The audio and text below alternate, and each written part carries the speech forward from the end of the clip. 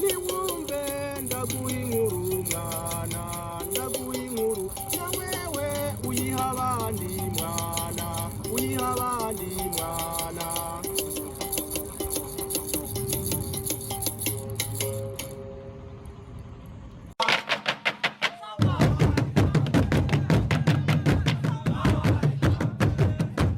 Ikirundi c'abarundi tuyagire sogoko. Patrice Ntafatira. Ndagize mwaramutse namwiriwe. Kuri ino ndwi turamutse twihweza izina inkumi. Neza na neza wihweje izina inkumi urisanga mwitsitso kum, udategera insiguro niyo guri hingobotozo ahar ngo rihebe ribe gukumahara. Kubera ivyo izina inkumi ryumvikanira mu izina ry'ururimi rw'igiswahili ikuma. Mu rurimi rwo kwa mwarimu Nyerere izina ikuma risigura igihimba cirondoka c'umuntu w'igitsina gore. Mvuzuko kuko ikirundi n'igiswahili bisangiye amajambo indiri. Erega kandi izo ndimi zisanzwe ziri mu ndimi bantu. Nisunza gasozo i gasanzwe karanga igikorwa akamere n'impengamiro biri mu itsitso. Indangura kintu y'inkumi iciba umuntu w'igitsina gore arangwa n'ibanga ryo kwabigwa. Inkumi ica iba mu kirundi c'ubu umwabigwa canke umwendwa mu kirundi ca kera. Izina inkumi rigobotogwamwo amazina menshi, agakumi, amakumi, ibikumi, igikumi, ubukumi, udukumi, umukumi n'urukumi.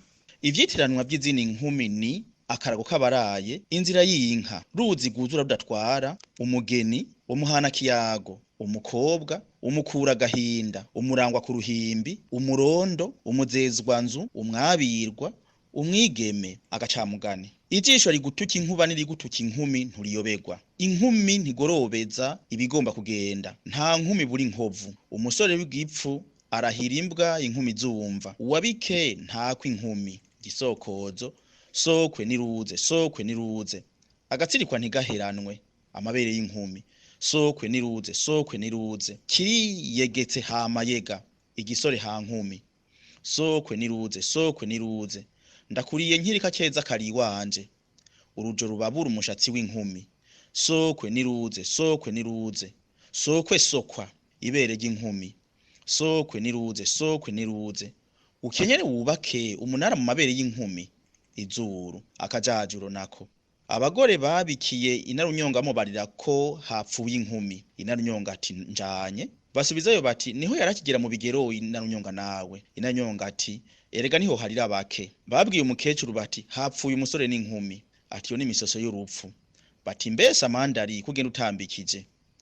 Ati mpuye n'inkumi nziza igenda itambikije ntinagaharawe. Umutama yahuye n'inkumi ati ngivyo vyansize. Amajambo mperekeranywa y'inkumi nayo. Inkumi ijuru ryakugwa. Umukobwa mwiza yarengeje. Umubonye womenga ijuru rirakuguye kukubiswe n'inkuba. Inkumi muhorakeye. Umukobwa yamana kamwemwe. Inkumi murorunkwere. Umukobwa wipfuza ko yoba umukazana wawe. Inkumi yagahagarika shengero. Umukobwa ahura n'abantu bose bakayikurikiza akajisho.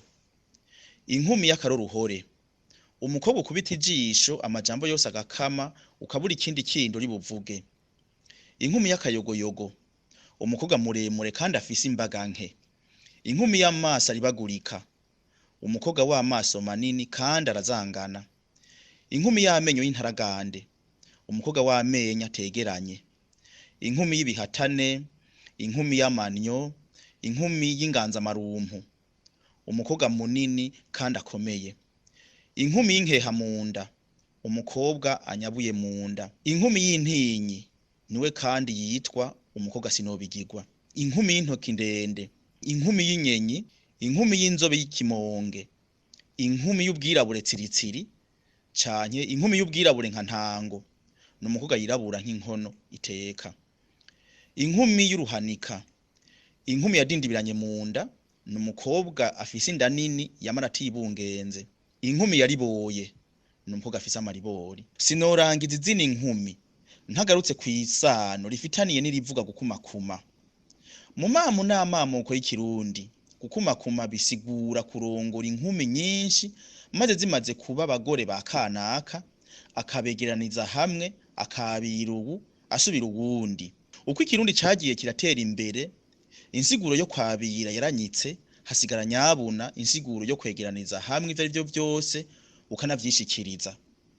Ndabakengurutse no kumwonga no kumugezi naho kundwiza. Cari ikiganiro ikirundi c'abarundi mugitegurirwa na Patrice Ntafatiro.